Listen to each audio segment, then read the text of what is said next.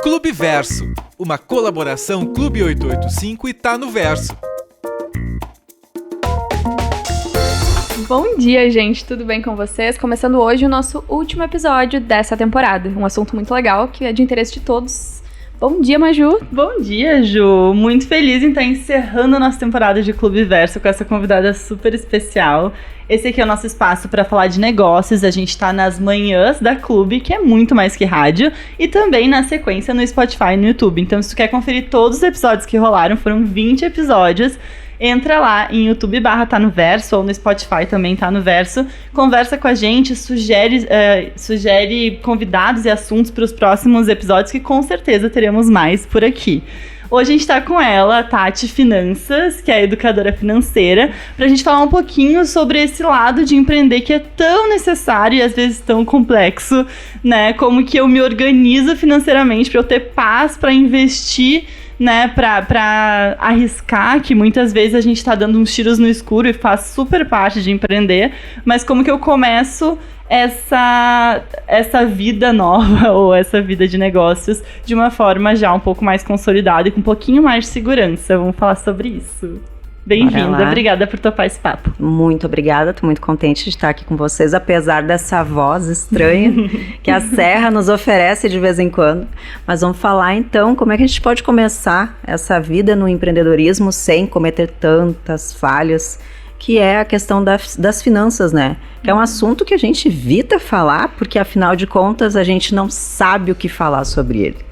Então vamos entender um pouquinho o que a gente pode melhorar para começar isso. Nossa, já tô ansiosa aqui, né? Já tô anotando tudo. Mas escondendo o cartão de crédito.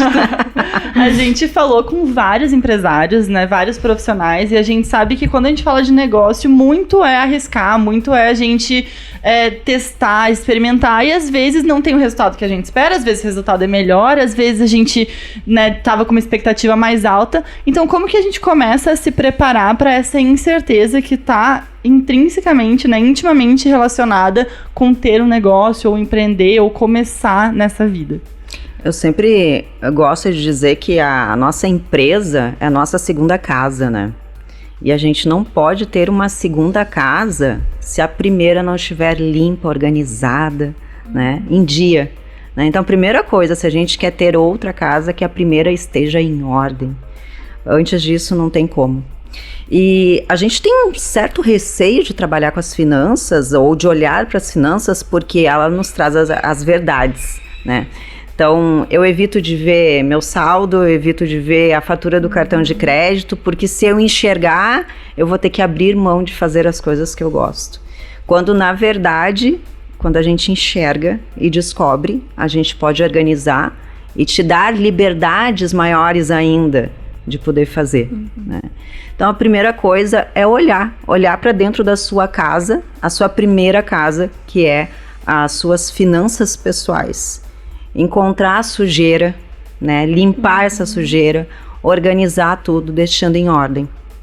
Tá, mas e agora? Como é que eu faço isso? Por onde que eu começo? E não é legal de fazer isso, senão todo mundo fazia, né? Também não é tão fácil. Dá trabalho, Dá né? trabalho. E nem falo que é zona de conforto. Na verdade, zona de conforto é algo gostoso. Eu sempre falo zona de estagnação. Se a gente quer realmente fazer algo, é sair da zona de estagnação, que é mapear tudo, como se fosse em busca do tesouro, né? E descobrir onde é que eu tô errando. Vai precisar de pelo menos 3 meses mapeando as tuas finanças. Porque, na verdade, quando a gente vai empreender, a gente vai ter altos e baixos.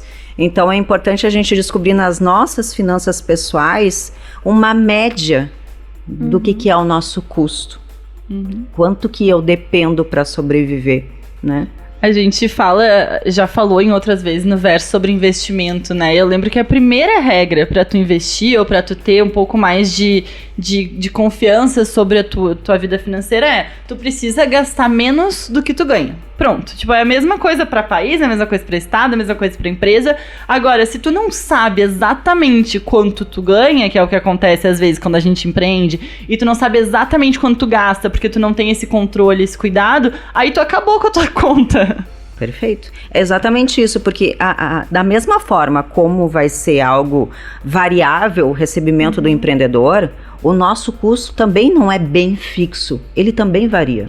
Então a primeira coisa é descobrir qual é a tua média de custo de vida, saber quanto que está sendo, e não vai ser olhando para um mês, porque em um mês tem um nível de contas, no outro mês tem outro. Então, pelo menos 3 meses, a gente tem que saber tudo que gasta. Exatamente tudo. Somos 3 meses, divide por 3. A gente tem uma média. Será que é necessário os 3? Olha, o ideal seria até 6. Porque a gente tem aquelas despesas sazonais, né? Ah, tem um aniversário aqui, tem férias ali, tem imposto lá, que não ocorre em todos os meses. Por isso que é importante buscar o maior número de informações para ter essa média. Descobrir, a partir desse mapeamento, onde é que eu estou falhando, onde é que eu estou errando, como é que está sendo direcionado o meu dinheiro. E as pessoas se assustam porque muitas vêm até a gente e falam o seguinte: eu acho que eu gasto tanto no supermercado. Aí ela faz esse mapeamento e descobre que está gastando o dobro. Aí eu acho que eu gasto tal coisa no cartão de crédito. Dá uma mapeada no cartão e vê que está pagando por coisas que nem tem utilizado, como assinaturas mensais, aplicativos que usou uma vez, comprou e está ali. Então, esse é o perigo das assinaturas, né? Esse é o perigo. Tipo academia, tu tá pagando 3 meses, não foi nenhum ainda. Exatamente, e é muito comum as pessoas terem às vezes R$400 de assinatura no cartão que nem sabe que tá ali. Então descobre para onde está indo a tua renda, qual é a direção dela. Será que está numa direção boa? Será que eu tenho que mudar essa direção no mapa? O que eu tenho que fazer? O que eu posso reduzir? O que eu posso eliminar? O que eu devo manter? Beleza, aí a gente mapeou, a gente viu. O segredo, quando a gente começa a mapear, a gente começa a diminuir, né? A gente vai no supermercado, eu não vou botar isso na planilha, eu não vou gastar isso agora. Mas mapeamos ali, vimos, gastamos, né? Tentamos gastar um pouquinho menos, a gente tem ali uma gordurinha, pra quem consegue, né? Chegar naquela gordurinha. Quero empreender, quero usar isso pra empreender. Como que eu viro essa chave? Olha, a primeira coisa muito importante é fazer aquela pesquisa de mercado externo. Porque as pessoas hoje, elas querem empreender, mas elas muitas vezes nem sabem exatamente com o quê. Então descobre, né, o que é e como é que está o teu mercado externo. Como é que estão os concorrentes, o que estão oferecendo, preço, custo, né, valor, entender tudo isso. Não dá para simplesmente se inserir no mercado de qualquer forma. Tem que ser o mais assertivo possível. Então, fazer uma pesquisa de mercado. E o mais importante, ter uma reserva financeira, pelo menos de 12 meses. O empreendedor é pelo menos isso. Por quê? Porque talvez nos primeiros meses não venda tanto quanto se quer. Então, o custo de vida tem que ser o mais baixo possível. E caso o que você receba não alcance esse custo de vida, você tem uma reserva financeira para isso. Então, primeiro ponto, pesquisa de mercado e ter uma reserva financeira, né? E aí, quando eu abro o meu CNPJ, o meu MEI ou a minha microempresa, quando eu tô começando, quais os cuidados que eu tenho que ter ali no início, né? Pra eu já começar com algum tipo de estrutura, né? A gente sabe que quando a gente começa sozinho, às vezes é difícil tu ter um sistema, tu já tem o contador, aí tu tem que fazer boleto e nota fiscal. Como que eu começo essa organização pra também não me perder e aí entrar naquele looping infinito? Antigamente a gente não tinha tantas facilidades como a gente tem hoje, né? Antigamente tudo que a gente ia fazer tinha que pagar. Hoje, porque tem muita coisa, a gente pode usar de forma gratuita, né? Então procurar um sistema, né, para início que seja gratuito, algumas ferramentas que sejam gratuitas, que possam atender as suas demandas, evitar custos desnecessários, né? Evitar principalmente o endividamento. Muito empreendedor começa já se endividando, já querendo saber ao certo, eu vou receber valor X já. Não, a gente nunca sabe. Como empreendedor, a gente nunca sabe o que vai entrar. Então, evitar o endividamento. Sempre saber qual é o custo que está se tendo, qual é a margem de lucro que vai se ter diante ao serviço ou ao produto. Anotar tudo que envolve o seu negócio. E muito, mas muito importante, que quase todo empreendedor erra no início. Jamais misturar pessoa física com pessoa jurídica. Se você sabe o seu custo de vida, determine já o seu Prolabore. Não fica tirando o tempo todo o dinheiro. Não, vou tirar 1, 2 vezes ao mês ao máximo. E eu vou pagar as minhas contas pessoais do meu Prolabore. O que é da empresa, pago na empresa. O que é pessoal, pago dentro do Prolabore que ele recebe. Inclusive para os registros, né? Depois a gente precisa declarar imposto, aí está misturado, é uma grande confusão. Pensando nos teus clientes, assim, tu tem vários clientes aqui no exterior, quais são as principais dúvidas, assim, o que confunde a galera? Porque a gente sabe que pode ser complicado, né, tu cumprir todas as exigências do negócio, dos órgãos, né, da receita, enfim, quais as principais dúvidas e como que a gente pode facilitar para as pessoas? A questão principal da dúvida e da confusão é justamente querer pagar suas contas pessoa física dentro da jurídica. Então, eles pegam um boleto que está vencendo da parcela do carro, que está no nome da pessoa, vai lá e paga na conta da empresa. Ah, mas depois o contador dá um jeitinho e faz como distribuição de lucros, ou então é do Prolabore. Não está certo. Diante a Receita Federal, é uma exigência, é uma obrigatoriedade que pessoa física é pago dentro de pessoa física. Por isso que é tão importante já criar o Prolabore desde o início. Essa é a maior dúvida e a maior confusão que é gerada no início. Então, sabe o teu custo de vida que foi naquele mapeamento? Põe um pouquinho a mais de gordurinha ali, que a gente sabe que nunca é exatamente aquele valor. É o teu salário. Empreendedor tem que ter salário. E a empresa tem que manter lucros. Imagina se ele vai pegar tudo que ele vende, como é que ele vai manter a empresa? Como é que ele vai investir na empresa para crescer? E o salário é custo da empresa, né? Então não dá para falar, e fora a empresa lucra tanto. Não, o salário ele entra porque tu tá trabalhando para a empresa precisa minimamente te manter naquele valor que tu estipulou, né? Exatamente. E assim, quando a gente, supondo que, pessoa física já tá resolvido, fingindo que é fácil assim, né? Pessoa jurídica já estamos no caminho também, porque a gente entendeu as separações. Se eu for começar a investir ou se eu quiser fazer meu dinheiro render, é diferente para pessoa física e pessoa jurídica? Ou eu olho para as mesmas coisas? Eu sei que tu trabalha com vários aspectos, né, da gestão financeira de pessoas e empresas. Eu quero conseguir absorver ao máximo, assim, como que a gente olha para investimento comparando esses dois universos, porque são universos totalmente diferentes, né?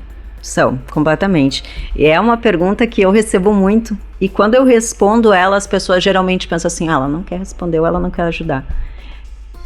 Onde eu devo investir? Depende. Essa é a resposta, é a primeira resposta que eu tenho que dar. Por quê? Porque cada situação é um investimento diferente. Cada pessoa pode ter um investimento diferente. Então vai depender do perfil que essa pessoa tem como investidor, vai depender do objetivo que ela tem, que pode ser curto, médio, longo prazo. Vai depender do orçamento que essa pessoa tem, da capacidade de poupança mensal que é possível que ela tenha.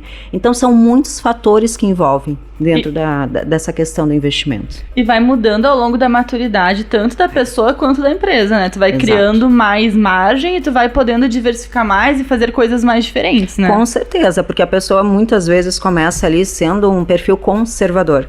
E o conservador, ele não quer arriscar porque ele tem medo de perder. A gente vai continuar essa conversa lá no YouTube, então vem com a gente.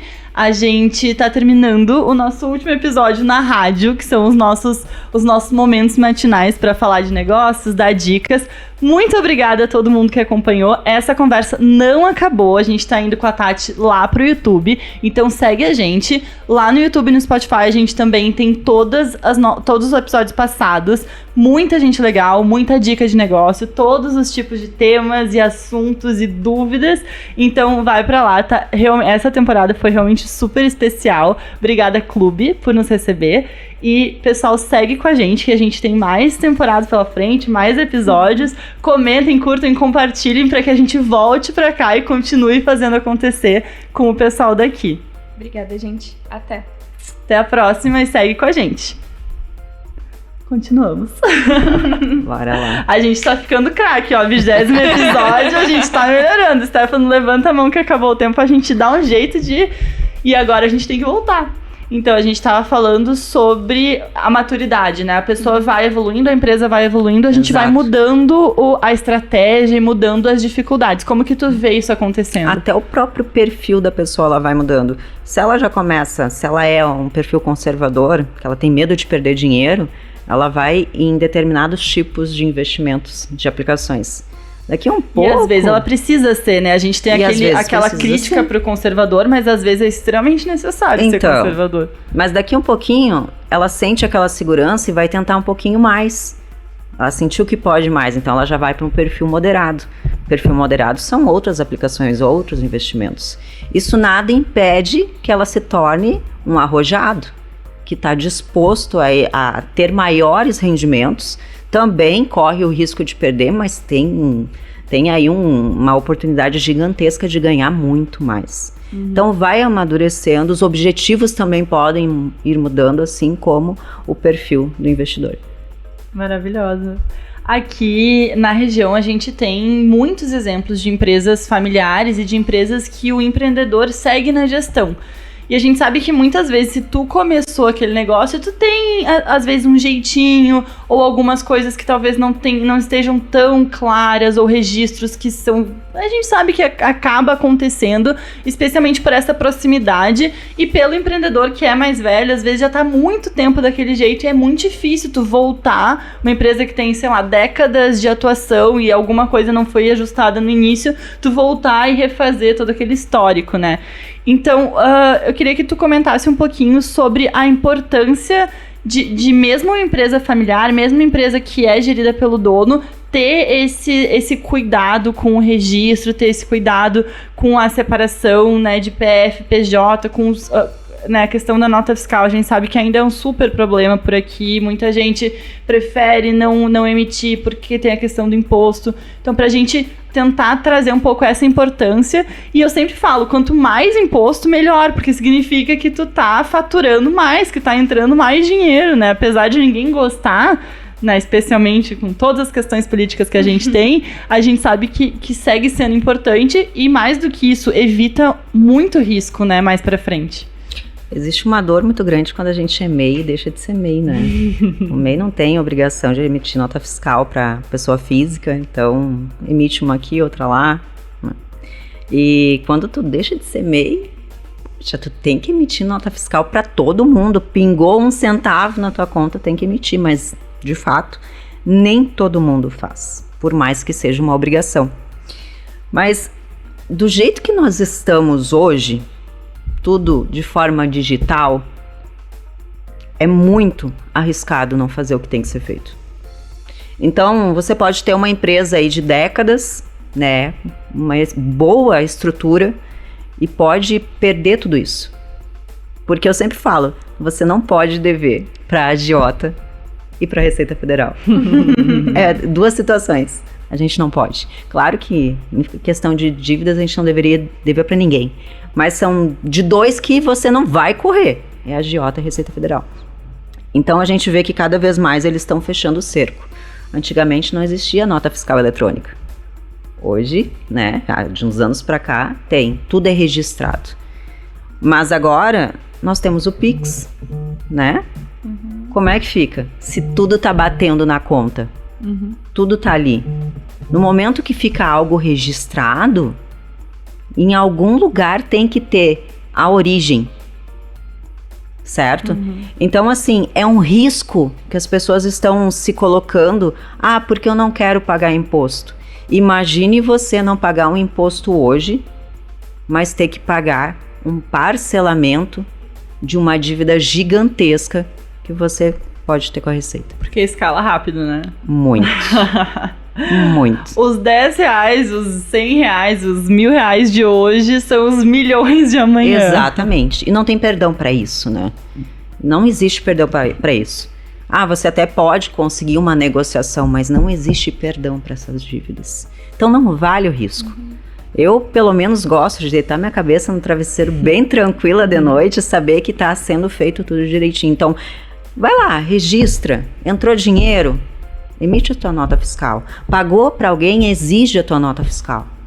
Faz o certo, porque aquilo que você está ocultando hoje, amanhã pode ser descoberto e o rombo é muito maior. Até nesse caso dos registros, esse exercício de a gente olhar para as nossas finanças pessoais, ela serve como um teste, né? Claro. Então ali olha o cartão de crédito, olha tudo o que está saindo para conhecer bastante os nossos custos, e na empresa é a mesma coisa, tudo que entra fica registrado, tudo que sai também. Quanto mais conhecimento a gente tiver, mais a gente consegue agir de forma estratégica pensando nisso, né? E essa questão que você falou de conhecimento, isso é libertador. A gente tem medo, é normal, de ver sobre o nosso dinheiro. Mas depois que a gente vê, identifica, tem ciência, pode mudar aquilo, é libertador. Então, uma vez que o conhecimento te permite ver o que acontece, ele também te permite mudar completamente o rumo da tua história. Ai, maravilhoso. Amei, porque a gente traz conhecimento aqui, né? Por vários porta-vozes, vários profissionais, várias marcas, mas é conhecimento que a gente tá trazendo e difundindo através dessa parceria incrível com a Clube. A gente normalmente encaminha a conversa para dicas, mas eu queria, antes das dicas, que a gente fosse nos problemas, assim, o que teus clientes te trazem, né? Sem dar nomes, mas assim, trabalha com muita pessoa física, bastante pessoa jurídica também. O que tu identifica, assim, que são as principais dores de cabeça e que daqui a pouco resolver isso pode ser um baita benefício, assim, de largada? Eu podia falar do cartão de crédito, eu acho que é uma dor para muitos, né? Culpada. Todo mundo, é a maior dúvida que chega nas minhas redes sociais, como é que eu resolvo a minha vida do cartão de crédito? A questão é que antes de olhar para o dinheiro, que é o resultado, nós temos que olhar para as causas, e ninguém olha para isso.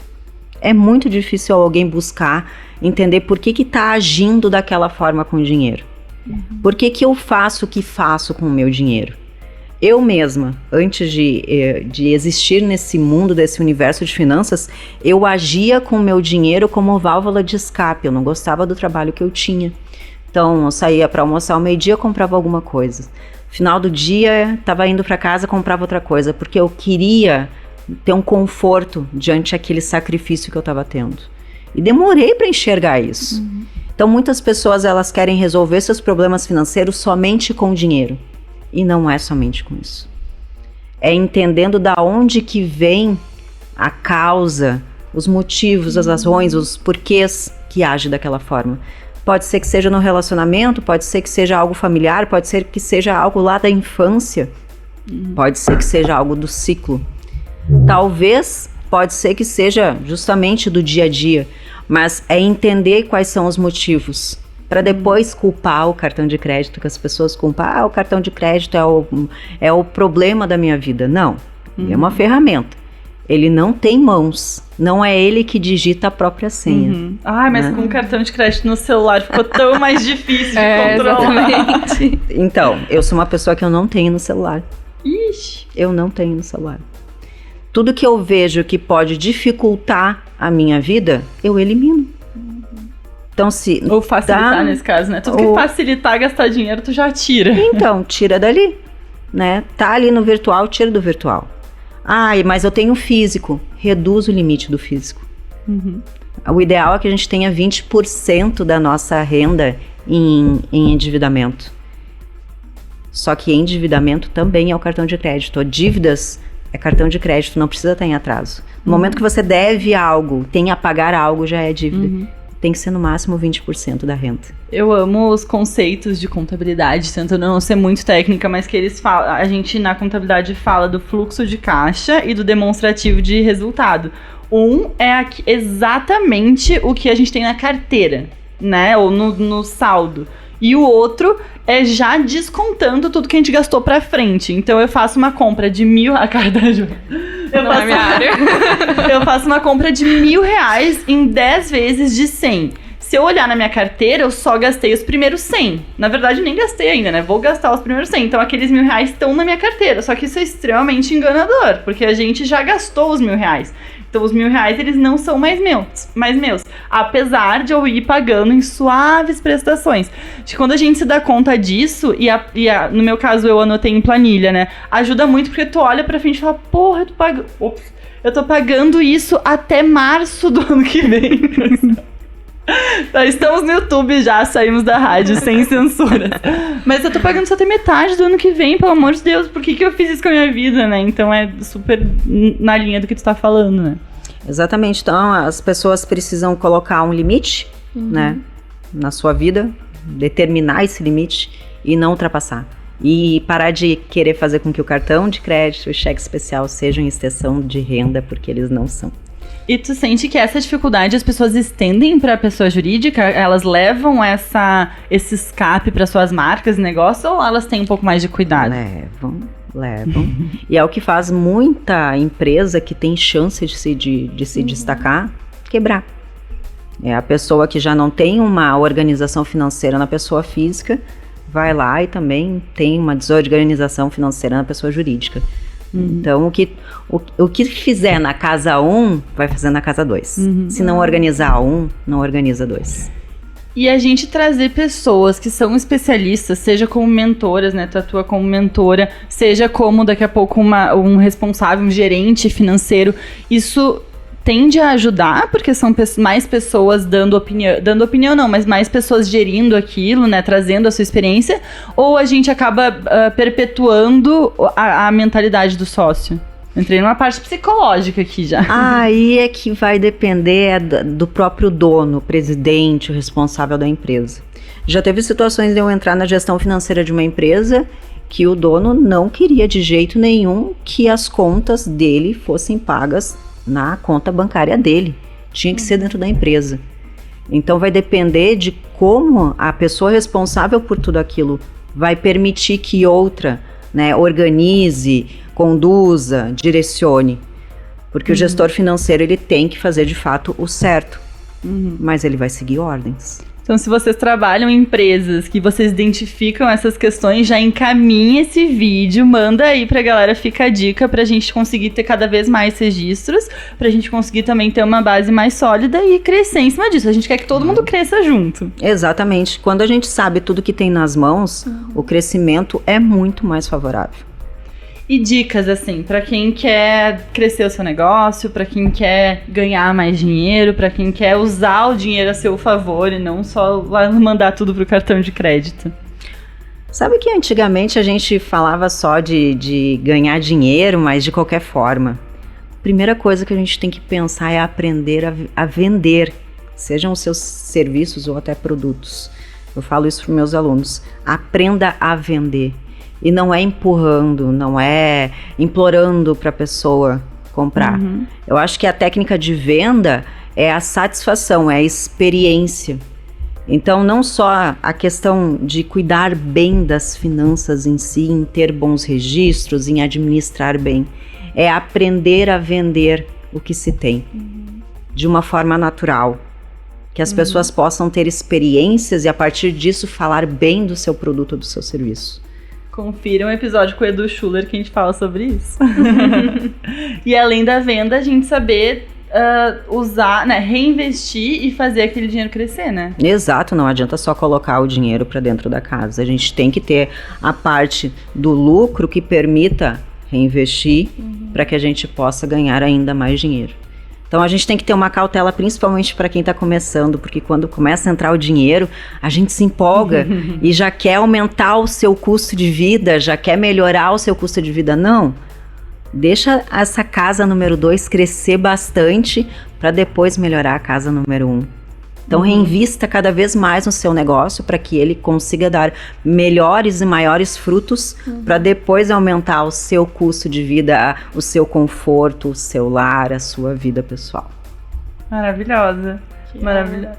A gente adora falar de negócio e as finanças, elas são uma base para a gente construir o que quer que seja, pensar nos processos, pensar nos negócios, nas parcerias. Então, muito, muito, muito obrigada. Quem quiser acompanhar mais do trabalho da Tati, @TatiFinanças. Tati.Finanças. Tati.Finanças. A gente tá muito feliz mesmo de ter topado essa conversa, de encerrar a nossa temporada aqui de Clube Verso dessa forma. Acho que dá mais vontade ainda de fazer mais episódios. Então, comentem quem vocês querem ver por aqui, quais assuntos vocês querem. Não deixem de conhecer o trabalho da Tati, o trabalho da Clube e a gente lá no Verso. Agora a gente tá com café, com brunch, com almoço, happy hour. Vem pra conhecer, não tem mais desculpa. É verdade. Né? Nos chama lá em @taNoverso, pode mandar, pode fazer a tua reserva de sala de reunião, de coworking, enfim, a gente vai adorar te receber. É isso aí. Muito obrigada, gente, por acompanhar a gente até aqui. Stefano, de novo, por toda a paciência. Obrigada, Tati. Foi uma aula incrível. Prazer. Consegui perdoar a Maria Júlia por todas as planilhas que ela tem lá, que eu não entendia nada. Agora a DRE, Eu sou uma fluxo de grande caixa, fã. já deu uma clareada. Foi Sou uma grande fã de Muito planilhas, obrigada. me sigam para dicas. E Clube, de novo, muito obrigada por terem emprestado a casa de vocês pra gente durante toda essa temporada. A gente espera de verdade voltar para mais papos e mais conversas. A gente aprende muito e a gente leva as dicas também pra nossa casa 1 e casa 2, que é o Exatamente. Verso. Brigadão e até a próxima! Bah, que finaleira! Clube Verso, uma colaboração Clube 885 e Tá no Verso.